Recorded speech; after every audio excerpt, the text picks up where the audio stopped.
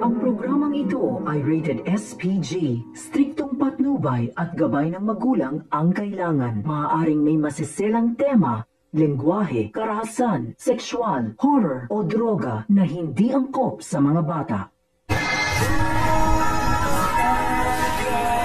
Magandang gabi mga kapamilya, ito na naman po muli ang inyong lingkod upang ako po ay maghatid ng mga mainit-init na ganap po dito sa pinaka-aabangan po ng sambayanan, ang FPJ's Batang Quiapo. Nagtagumpay nga po si Agosto sa pagliligpit niya dito kay Primo dahil nga po pinasabog nila ang sasakyan na kung saan po nakasakay si Primo upang dalhin po sa kulungan. Kung kaya't umiiyak naman po ang asawa nitong si Primo at sinabi nga niya dito kay Agosto na siya ang pumatay dito sa kanyang asawa. Ngunit sinabi naman ni Agosto na wala siyang kinalaman. Samantala, doon naman po kay Lamokang at ang kanyang asawa na si Ramon ay napakasaya naman po ng babae dahil nga po sa mga opportunities na ibinigay ni Ramon sa kanya, lalo na po nung sinabi ni Ramon na siya po ay mag-aaral muli at binigyan nga po niya ito ng napakagarang kwintas at dahil nga po sa tuwa nitong si Mokang ay niyakap at hinalikan nga po niya ang kanyang asawa ni Ramon. Masayang masaya naman po si Ramon dahil nararamdaman niya na unti-unti na ngang nahuhulog ang damdamin ni Mokang sa kanya.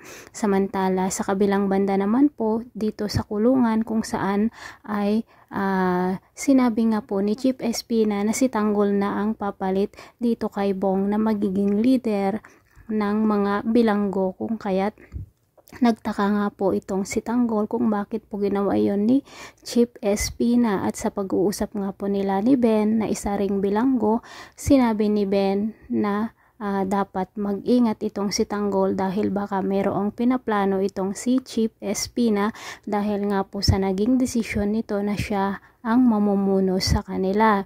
Kung kaya't nagtaka nga po si Tanggol dito sa sinabi ng isa sa mga kasamahan niyang bilanggo at tinanong nga niya kung mayroon nga bang nagaganap na hindi karapat dapat sa loob ng bilanggo.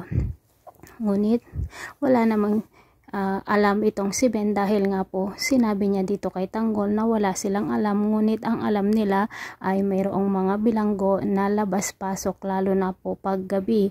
Kaya't ito nga po ang magiging role ni Tanggol at Bubbles dito po sa bilangguan, kung kaya't siya po ang mamuno sa mga kaparehas nila na bilanggo dahil nga po labas-pasok din sila sa kulungan at sila nga po ang magliligpit sa mga masasamang tao na nagkalat po sa Maynila, lalong-lalo na po sa Quiapo. Samantala, hindi naman matanggap ni Bong ang naging desisyon ni Chief Espinal at ang mga warden na si Tanggol na ang papalit sa kanya.